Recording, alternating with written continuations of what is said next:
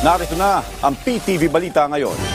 Kumpiyansa ang mga economic manager ng Marcos administration na mananatili ang matatag na ekonomiya ng bansa sa kabila ng ilang tensyon sa politika. Patunayan niya rito ang BBB positive credit rating na ibinigay ng S&P at pag-upgrade sa outlook na ekonomiya ng Pilipinas sa positive.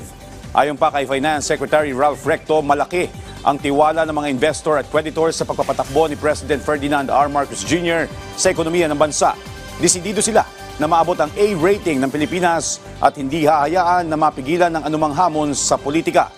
Nakafocus din nila ang mga ahensya sa pagtupad sa kanilang mga tungkulin sa pamamagitan ng whole of government approach para maabot ang pag-angat na ekonomiya ng Pilipinas.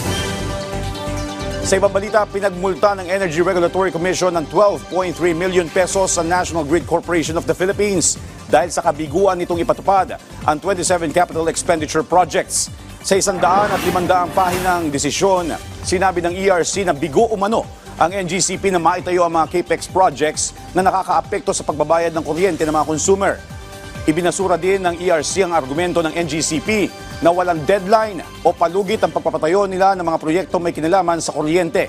Nilinaw din ng ERC na hindi magbabago ang kanilang desisyon kahit na maghain pa ng motion for reconsideration ang NGCP.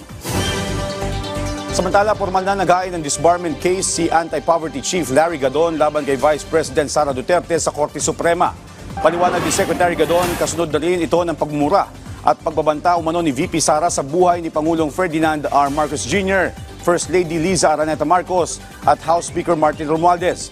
Ilinaw naman ni Gadon na hindi siya inutusan sa paghahain ng disbarment at sarili niya lamang itong aksyon.